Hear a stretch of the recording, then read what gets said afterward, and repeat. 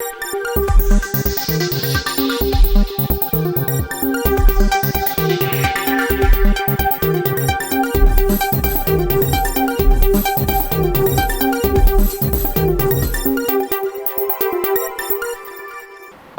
നിളയോര വിശേഷങ്ങളിലേക്ക് സ്വാഗതം.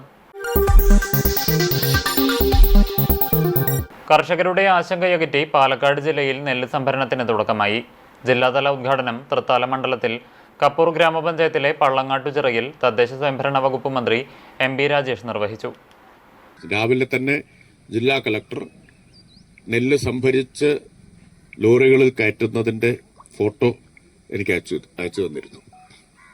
അത്ര കാര്യക്ഷമമായി ഗവൺമെന്റ് ഇക്കാര്യത്തിൽ ഇടപെട്ടിട്ടുണ്ട്. ഇപ്പോൾ ഉണ്ടാക്കിയിട്ടുള്ള തീരുമാനം സപ്ലൈകോ നെല്ല് സംഭരിക്കും. ആ സംഭരിച്ച നെല്ലിന്റെ വില കാലതാമസമില്ലാതെ PRS ഷീറ്റ് ജനറേറ്റ് ചെയ്യുന്ന മുറയ്ക്ക് കൃഷിക്കാർക്ക് കൊടുക്കും സഹകരണ ബാങ്കുകൾ. പള്ളങ്ങാട്ടുചിറയിൽ നിന്ന് 5 ലോഡ് നെല്ലാണ് സംഭരിച്ചത്. പട്ടിത്തറ ഗ്രാമപഞ്ചായത്തിലെ വട്ടേനാട് പാടശേഖരം, ചാലുശ്ശേരി പഞ്ചായത്തിലെ മേപ്പാടം പാടശേഖരം എന്നിവിടങ്ങളിൽ നിന്ന് ഓരോ ലോഡ് വീതവും തൃത്താല പഞ്ചായത്തിലെ തൃത്താല പാടശേഖരത്തിൽ നിന്ന് 2 ലോഡും സംഭരിച്ചു. ജില്ലയിലെ വിവിധയിടങ്ങളിൽ നിന്നായി 30 ലോഡ് നെല്ലുകളാണ് സംഭരിച്ചത്. കഴിഞ്ഞ ദിവസം മന്ത്രി എം.ബി. രാജേഷിന്റെ നേതൃത്വത്തിൽ ഓൺലൈനായി ചേർന്ന ഉന്നതതല യോഗത്തിന്റെ ഭാഗമായാണ് കർഷകർക്ക് ആശ്വാസമായി നെല്ല് സംഭരണം ആരംഭിക്കുന്നത് സംബന്ധിച്ച തീരുമാനമെടുത്തത്. PRS ഹാജരാക്കുന്ന മുറയ്ക്ക് സഹകരണ സംഘങ്ങൾ കർഷകർക്ക് കാലതാമസമില്ലാതെ പ്രാഥമിക സർവീസ് സഹകരണ സംഘങ്ങൾ മുഖേന വില ലഭ്യമാക്കും. പള്ളങ്ങാട്ടുചിറയിൽ നടന്ന ചടങ്ങിൽ കപ്പൂർ ഗ്രാമപഞ്ചായത്ത് പ്രസിഡന്റ് നസീമ നാസർ അധ്യക്ഷയായി. പാലക്കാട് PMOമാരായ അജി അബൂബക്കർ, ജഗന്നാഥൻ, ഡോണ, അസിസ്റ്റന്റ് ഡയറക്ടർ മാരിയത്ത് കിബിത്തിയ, കപ്പൂർ കൃഷി ഓഫീസർ VV ഐഷ തുടങ്ങിയവർ പങ്കെടുത്തു. പട്ടാമ്പി താലൂക്ക് ആശുപത്രിയിൽ ചികിത്സ ലഭിക്കാതെ ഗർഭിണി മരിക്കാനിടയായ സംഭവത്തിൽ വിശദീകരണവുമായി പാലക്കാട് DMO TV റോഷി രംഗത്തെത്തി. ചികിത്സാ പിഴവല്ല മരണകാരണമെന്നും അബ്നിയോട്ടിക് ദ്രാവകം രക്തത്തിൽ കലർന്നതാണ് മരണകാരണമെന്നും പോസ്റ്റ്മോർട്ടം റിപ്പോർട്ടിലും ഇക്കാര്യമാണ് പ്രാഥമികമായി തെളിയിച്ചിരിക്കുന്നതെന്നും DMO പറഞ്ഞു.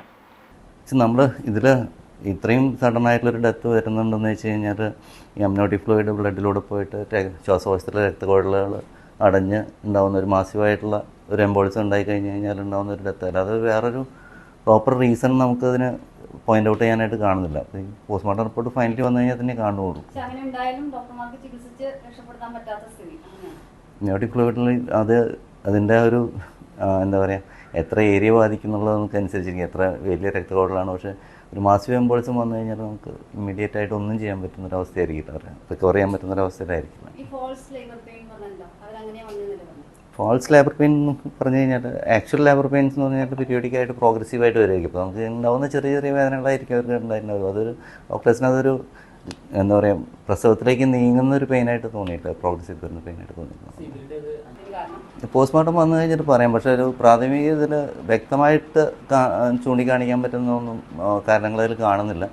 പിന്നെ അതൊരു ആക്റ്റീവ് ലാബറിലേക്ക് പോയിട്ടൊരു ആക്റ്റീവ് ഇൻ്റർവെൻഷൻസ് ഒന്നും ഡോക്ടേഴ്സിൻ്റെ സൈഡിൽ നിന്നുള്ള ഒരു സമയത്തല്ല അത് ഉണ്ടായിട്ടില്ല. Patient initial stage of labour, അപ്പോൾ കുട്ടിയുടെ ഹെഡ് ബ്രിമ്മിലേക്ക് എത്തിയിട്ടുള്ളൂ, പെൽവിസ് ബ്രിമ്മിലേക്ക് എത്തിയിട്ടുള്ളൂ, ജനലിലേക്ക് ഇറങ്ങിയിട്ടില്ല. അങ്ങനത്തെ ഒരു സന്ദർഭത്തിലാണ് പെട്ടെന്ന് കൊളാപ്സ് ചെയ്തിട്ടുണ്ടായത്. നമുക്കൊരു കോസ് ഓഫ് ഡെത്ത് കണ്ടുപിടിക്കണം എന്തായാലും. പ്രത്യേകിച്ച് ഇപ്പോൾ നമ്മൾ എല്ലാവരും ഞങ്ങളെ ചൂണ്ടി കാണിച്ചുകൊണ്ടിരിക്കുന്ന ഒരു സമയത്ത് പോസ്റ്റ്മോർട്ടം എന്തായാലും ചെയ്യാതിരിക്കാൻ പറ്റില്ല. എന്തായാലും കാരണം കണ്ടുപിടിക്കാൻ എന്തായാലും ഒരു മെഡിക്കൽ ലീഗൽ കേസിന് പോകുന്ന ഒരു സംഭവമായിരിക്കും എന്തായാലും. അപ്പോൾ പിന്നെ അത് പോസ്റ്റ്മോർട്ടം ചെയ്തതിന് ഫൈനൽ റിപ്പോർട്ട് നമുക്ക് കിട്ടാനായിട്ട് പറ്റും. Pattambi government college centre for excellence ആകുന്നതിന്റെ ഭാഗമായുള്ള 9 കോടി രൂപയുടെ നിർമ്മാണ പ്രവൃത്തികൾക്ക് ടെൻഡറായി. സ്റ്റാഫ് ക്വാർട്ടേഴ്സുകളും 2 ടോയ്ലറ്റ് ബ്ലോക്കുകളുമാണ് നിർമ്മിക്കുന്നത്. പട്ടാമ്പി ഗവൺമെന്റ് കോളേജിലെ പഴയ സ്റ്റാഫ് ക്വാർട്ടേഴ്സ് കെട്ടിടം പൊളിച്ചുമാറ്റി പുതിയ സ്റ്റാഫ് ക്വാർട്ടേഴ്സ് കെട്ടിട സമുച്ചയം, 2 ടോയ്ലറ്റ് ബ്ലോക്കുകൾ എന്നിവയാണ് നിർമ്മിക്കുക.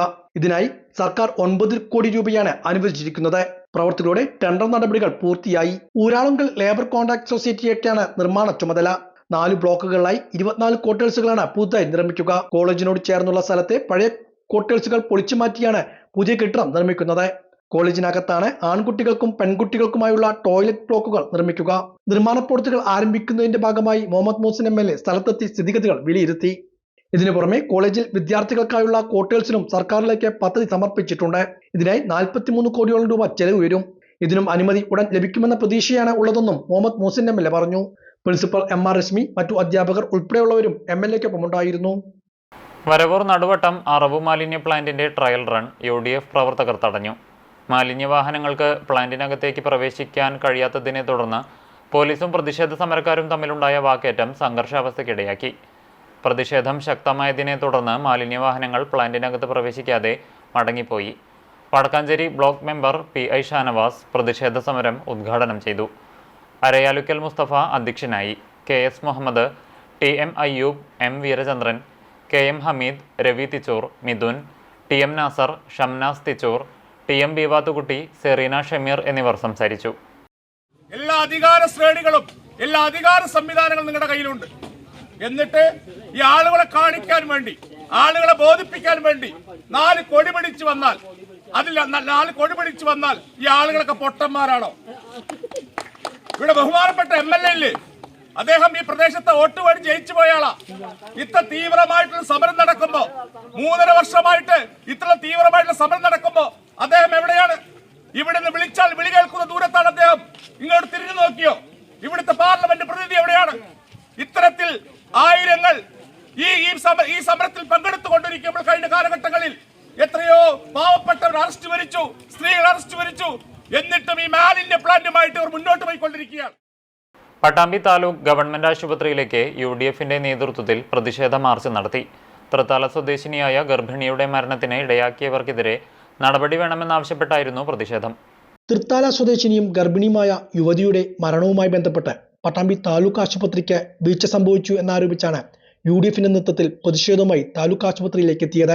ഇതേക്കുറിച്ച് സമഗ്ര അന്വേഷണം വേണമെന്നാവശ്യപ്പെട്ടായിരുന്നു പ്രതിഷേധം. ആശുപത്രിക്ക് മുന്നിൽ സംഘടിപ്പിച്ച കുറ്റക്കാർക്കെതിരെ ശക്തമായ നടപടി സ്വീകരിക്കണമെന്നും UDF ആവശ്യപ്പെട്ടു. DCC general secretary KR Narayanaswamy, Thrithala ഗ്രാമപഞ്ചായത്ത് പ്രസിഡന്റ് ജയന്തി വിജയകുമാർ, ബ്ലോക്ക് പഞ്ചായത്ത് അംഗം ജയശങ്കർ കൊട്ടാരത്തിൽ, തൃത്താല ഗ്രാമപഞ്ചായത്ത് അംഗം അലി പൂവത്തിങ്കൽ, TK ഷുക്കൂർ, താഹിർ, സുജാത, റാണി, ഇസ്മായിൽ, വിനോദ് പട്ടിത്തറ, M മണികണ്ഠൻ, ഹിളർ തുടങ്ങിയവർ പ്രതിഷേധ സമരത്തിന് നേതൃത്വം നൽകി. 10 കൊല്ലമായി ആരോഗ്യരംഗം വെന്റിലേറ്ററിലാണെന്ന് ഞങ്ങൾ സ്ഥിരമായി പറയുന്നത് വെറുതെ പറയുന്നതല്ല. സ്വന്തം ശരീരത്തിൽ ഒരു സ്ത്രീകളുടെ ഹൃദയത്തിൽ കത്തിനെ വെച്ച് തുന്നി അതിനൊരു ലാഘവത്തോടു കൂടി സംസാരിക്കുന്നത്, ഒരു ഡോക്ടർ സംസാരിക്കുന്നത് ചാനലിൽ ഞാനും നിങ്ങളും കണ്ടതാണ്. ഇവിടെ പൊളിഞ്ഞു വീഴാറായ ബിൽഡിങ്ങുകൾ ബൈസ്റ്റാൻഡർ തലയിൽ വീണ് ആസ്പത്രി കെട്ടുകൾ പൊളിഞ്ഞു വീഴുന്നു. ഒന്നിനും നാദരില്ലാത്ത അവസ്ഥ. ആരോഗ്യരംഗം എട്ടിലെ പശു പോലെ അഴിമതിക്ക് മരുന്ന് പർച്ചേസിലും അതുപോലെ തന്നെ കടക്കവിരി പർച്ചേസിലും വരെ അഴിമതി നടത്തുന്ന മരുന്ന് കമ്പനികളുടെ ശുപാർശക്കനുസരിച്ച് തല്ലിപ്പൊളി മരുന്നുകൾ കൊണ്ട്, മരുന്നുകൾ കൊണ്ട് താലൂക്ക് ആസ്പത്രിയിലും കേരളത്തിലെ വിവിധ മെഡിക്കൽ കോളേജുകളും ചികിത്സാ സംവിധാനം നടത്തി സാമ്പത്തികമുണ്ടാക്കുന്ന ഒരു അധികാര കേന്ദ്രമാണ്, ഒരു ആരോഗ്യ വകുപ്പാണ് കേരളത്തിലുള്ളത്. അതിന് പറ്റിയൊരു മന്ത്രിയാണ്, അതിന് പറ്റിയൊരു മുഖ്യമന്ത്രിയാണ്. ഇവിടെ നീതി നിഷേധിക്കപ്പെടുന്നു, രോഗികൾക്ക് ചികിത്സ നിഷേധിക്കപ്പെടുന്നു, വേണ്ടത്ര മരുന്നുകളില്ല, വേണ്ടത്ര ഡോക്ടർമാരില്ല. ഈ ആരോഗ്യരംഗത്ത് സൗകര്യമില്ലെങ്കിൽ എന്തിനാണ് ആ രോഗിയെ 4 ദിവസം ഇവിടെ വിട്ട് പീഡിപ്പിക്കുകയായിരുന്നു? പ്രസവവേദന കാരണം കുഞ്ഞകത്ത് കടന്നാണ് രോഗി മരിച്ചത്. അതിൻ്റെ ഉത്തരവാദിത്തം ഇത് ശരിക്കും പോലീസ് സർജനാണ് ചെയ്യേണ്ടത്. ഇതിന് വരുന്ന റിപ്പോർട്ട് പോലും നിങ്ങൾ കൈകടത്തും. നിങ്ങളുടെ ഗവൺമെന്റ് സംവിധാനത്തിൽ നടക്കുന്ന പോസ്റ്റ്മോർട്ടത്തിൽ പോലും ഞങ്ങൾക്ക് വിശ്വാസമില്ല. നവീകരണം പൂർത്തിയായ കൊപ്പം പഞ്ചായത്തിലെ മണ്ണേങ്ങോട് പ്രഭാപുരം റോഡ് തുറന്നുകൊടുത്തു. 71 ലക്ഷം രൂപ ചെലവഴിച്ചാണ് റോഡ് നവീകരിച്ചത്. ഏറെക്കാലമായി തകർന്നു കിടന്നിരുന്ന കൊപ്പം ഗ്രാമപഞ്ചായത്തിലെ മണ്ണേങ്കോട് പ്രഭാകരൻ റോഡാണ് നാടിന് സമർപ്പിച്ചത്. MLA ഫണ്ടിൽ നിന്നും 61 ലക്ഷം രൂപയും കൊപ്പം ഗ്രാമപഞ്ചായത്തിന്റെ 10 ലക്ഷം രൂപയും വിനിയോഗിച്ചാണ് റോഡ് നവീകരിച്ചത്.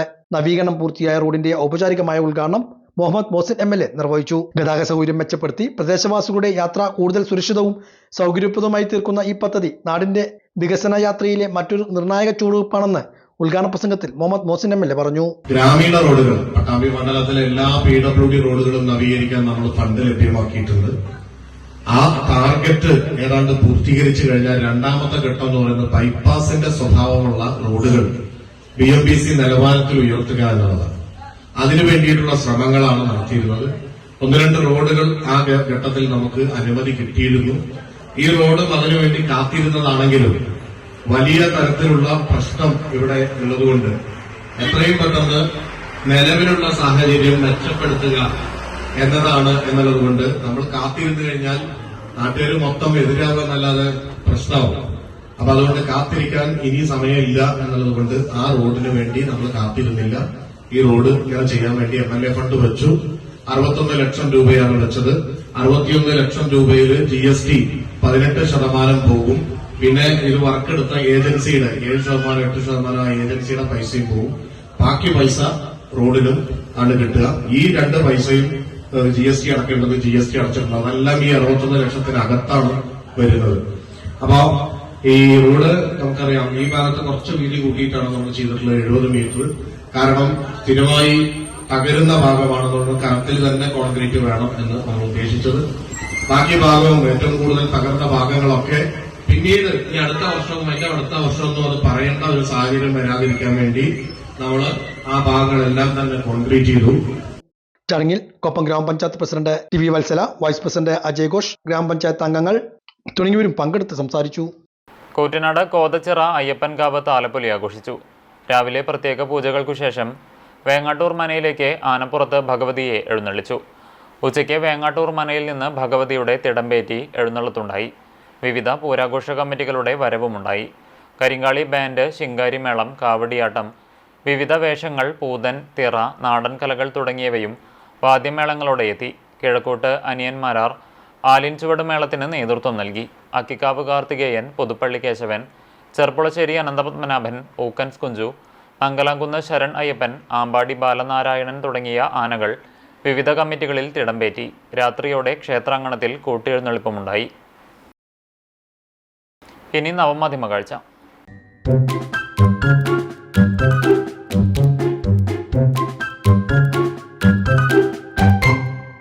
മെട്രോ സർവീസ് വരെ നിർത്തിച്ച ഒരു പൂച്ചയായിരുന്നു പോയ ദിനത്തിലെ വാർത്തകളിലെ താരം.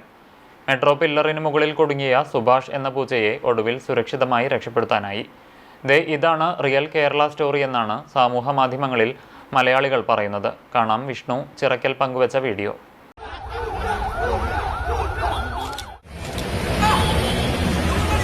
മനിതർ ഉണർന്നുകൊള്ള ഇത് മനിതർ കാതൽ അല്ല, അതെയും താണ്ടി പുതിയതാണ്. മനിതർ ഉണർന്നുകൊള്ള ഇത് മനിതർ കാതൽ അല്ല, അതെയും താണ്ടി പുനിതമാനത്. അഭിരാമേ കാലാട്ടും സ്വാമിയേ നാന്താനെ തെരിയുമാ.